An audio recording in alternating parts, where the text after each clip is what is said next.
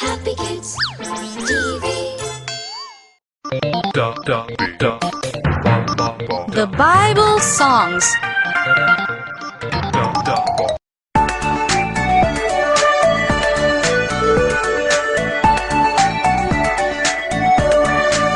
Little David, play on your harp. Hallelujah, hallelujah. Little David, play on your harp.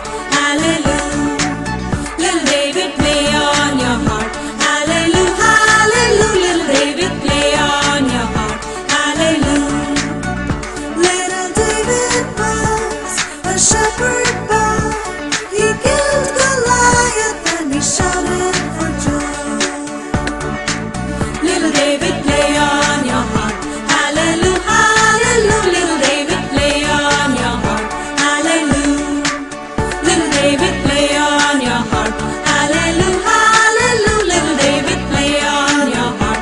Hallelujah. Little David, play on your harp. Hallelujah, hallelujah. Little David, play on your harp. Hallelujah. Little David, play on your harp. Hallelujah, hallelujah. Little David, play on your harp.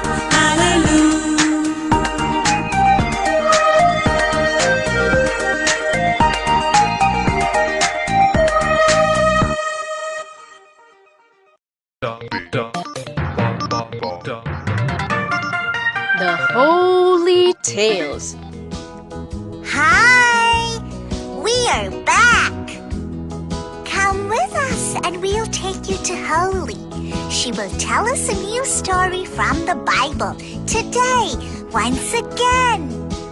Come along. Let's not waste any more time. Hello, kids. Good to see you all. So are you ready to listen to a brand new story from the Bible? Oh, yes, we are! Great!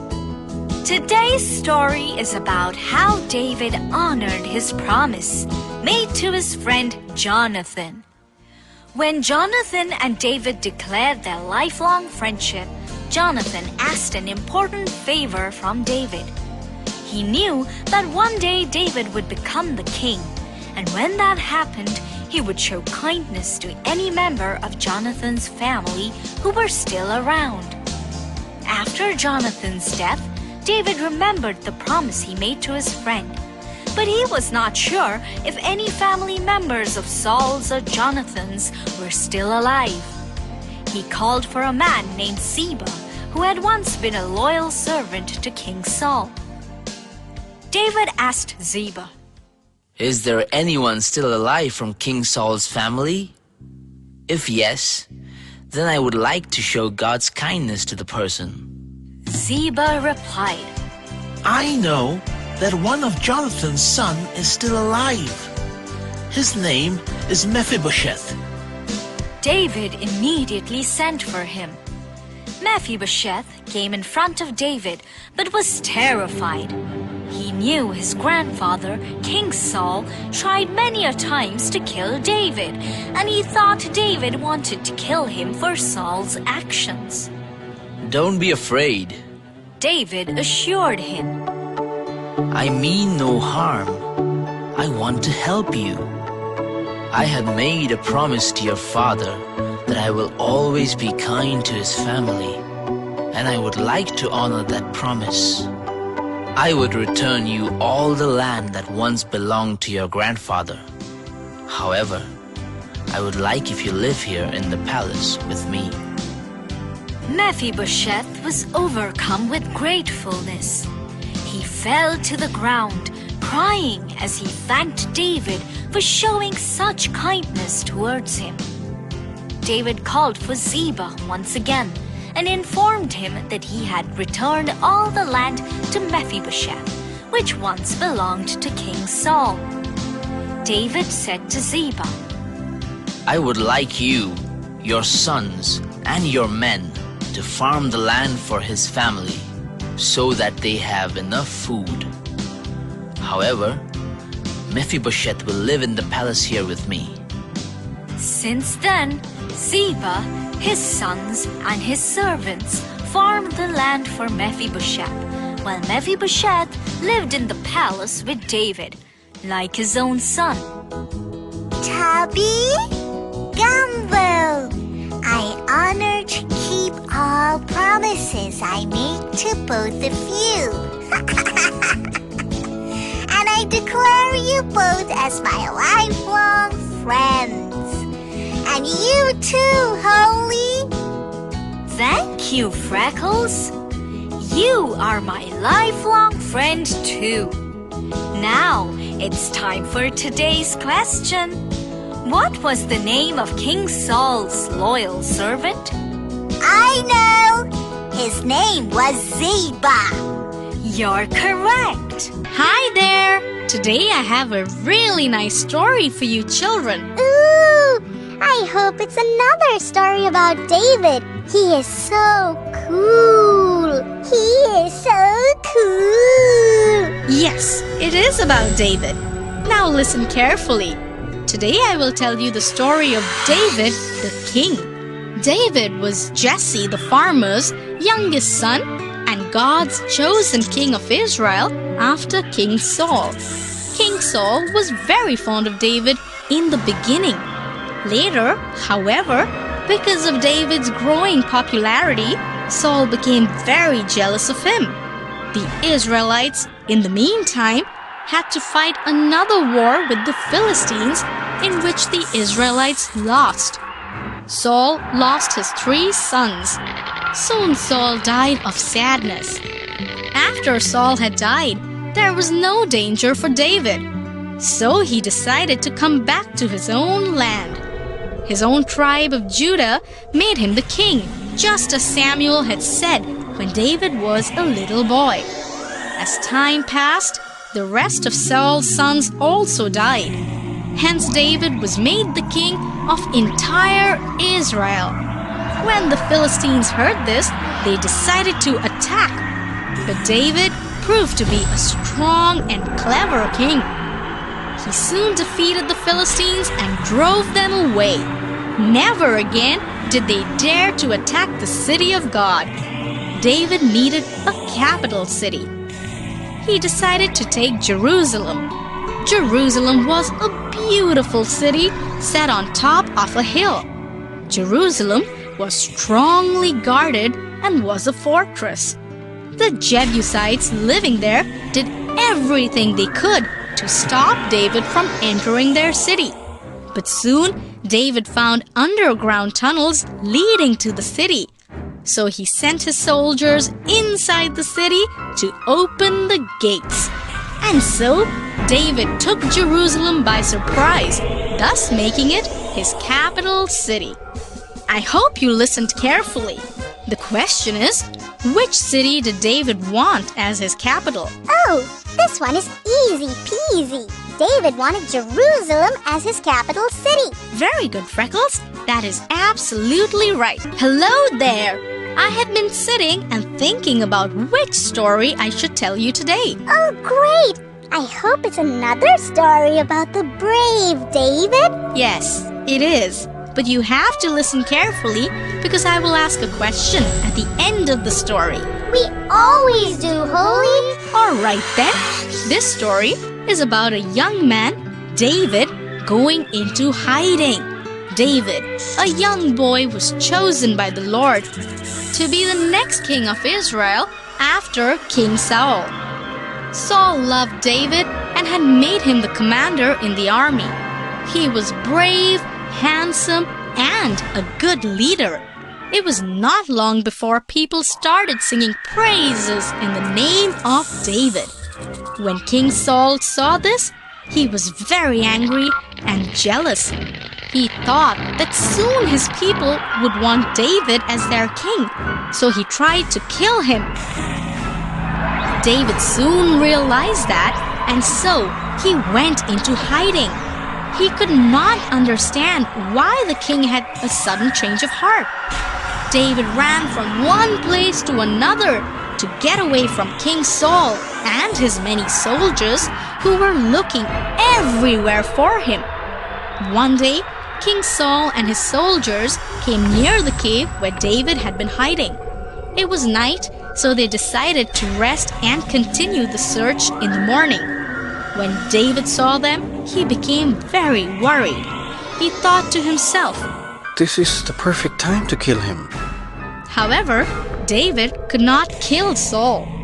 David was loyal and he wanted to know why Saul wanted him dead. So when everyone was asleep, David crept towards King Saul and cut a part of his robe. In the morning, he showed the piece of cloth to King Saul and said, My lord, while I had the chance to kill you, I did not. I'm your Lord's servant. Then why did you want to kill me? Seeing David, Saul's anger went away. David is so loyal. Isn't that wonderful? Now for my question. Where was David hiding when Saul's soldiers came looking? I know, in a cave. That's right. Hi, Holy. It's time for us to listen to a story from the Bible. Well. I was waiting for so long for you children. Come on, let us start with today's story. Today's story is about a lifelong friendship that David and Jonathan shared. Wow, that sounds nice. Just like us. Yes, you can learn something about friendship too. But you do remember that you need to answer my question at the end of the story. Yes, we know. Long time ago, a brave young man called David had defeated a Philistine giant called Goliath single-handedly. After this battle, when he returned to camp, Abner, who was King Saul's commander, took him to Saul. Seeing David, he was extremely pleased. Saul asked him, Young man, whose son are you? David answered, I am the son of Jesse from Bethlehem. Now King Saul's son was Jonathan. David's courage and bravery that day affected Jonathan very deeply. He was moved to love him like a brother. They had many things in common. From that day forward, they became best friends and never let anything or anyone come between them ever. As a gift of friendship, Jonathan gave David the beautiful robe he was wearing. Along with the robe, he also gave him his armor, sword, and his bow. From that day onwards, Saul kept David with him and did not let him go back to Bethlehem. David won all the battles to which Saul sent him, and he soon was made an officer in his army. This made Saul, his officers, and his men very happy. Wow! Thank you, Holy, for sharing with us such a wonderful story about friendship. Well. You are most welcome, children. So who wants to answer my question today? Oh, I will. I am in love with David. All right. What was the name of the commander who took David to Saul? David? No, his name was Abner. You silly girl, you are quite obsessed with David. Hi, children. So you've come to hear another story from the Bible? Of course, Holy. You have to tell us another story. All right. Today I will tell you a story of David and how courageous and brave he was. Yes. I love to hear stories of brave and strong men like David. I'm sure you do. Anyway, a long time ago, when Goliath, a giant bully in the Philistine army, challenged the Israelites to fight him, Saul and his people were extremely afraid. A young boy, David's 3 older brothers were soldiers in the Israelite army. One day, David went to meet his brothers in the army. He arrived at the camp just when Goliath had come forward and challenged the Israelites once again. The people saw Goliath and ran away in terror. This only made Goliath laugh. David spoke to some of the men in the army and understood what was going on. He told them that he had a way to fight the giant. Some men from the army went and told King Saul about David, so he sent for him. When David came to the king, he said, Your Majesty, No one should be afraid of this Philistine. I will go and fight him. This confused Saul greatly. David was just a boy and Goliath a giant. It was impossible for him to fight Goliath. But he saw the courage in his eyes and allowed him to go ahead. Saul gave him all the weapons and armor that were necessary to fight Goliath, but David knew he could not fight with these. He was not used to it. So he took it all off and picked up his shepherd's stick instead. He chose 5 smooth stones from the stream and put them in his bag. With his sling in hand, he went out to fight Goliath. Wow, David is so courageous and brave. I am so in love with him. Freckles, you are such a pretty little girl. If David had seen you, I am sure he would have fallen in love with you too. Now, today's question is, what did David take with him to fight Goliath? He took 5 guns. No, silly. He took his shepherd's stick and 5 smooth stones from the stream in his sling. Excellent, Freckles. Now, off you go, children. Count your blessings, name them one by one. Count your blessings, see what The HolyTales. Hello, children. Hi, Holy! What a surprise! How come you're awake today? We thought you would be asleep, like always. No, I don't feel sleepy today. I've thought of a wonderful story to tell you. I'm sure you're all going to find it very interesting. Really? Then let's not waste any more time. Please start your story, Holy. Of course, but you know that after the story, I am going to ask all of you one question. Yes, we know. A long time ago, the Philistines, who were the people of Israel's greatest enemy, wanted to make the people of Israel their slaves. Saul was then the king of Israel. Saul and the Israelite army, all of them gathered to fight the Philistines. The Philistine army was standing on top of a hill and the Israelites on the opposite hill. In between these hills was a valley. In the Philistine army, there was a man called Goliath, who was a scary, strong giant. He was almost 8 feet tall and wore heavy bronze armor and a bronze helmet. Goliath came out from their camp to challenge the Israelites. He had a bronze javelin and a spear, which was very thick and had sharp iron points. Goliath came in front of Saul and said, Choose one of your men to fight with me. If he wins, we will be your slaves. If I win, you will become our slaves.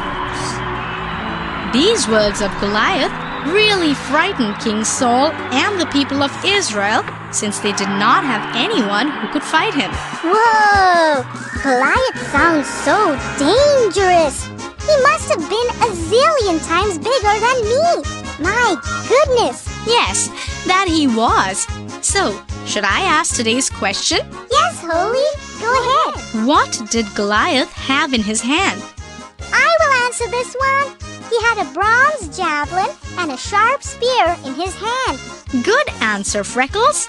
Now I feel sleepy, children. I shall see you all soon for another story. Bye.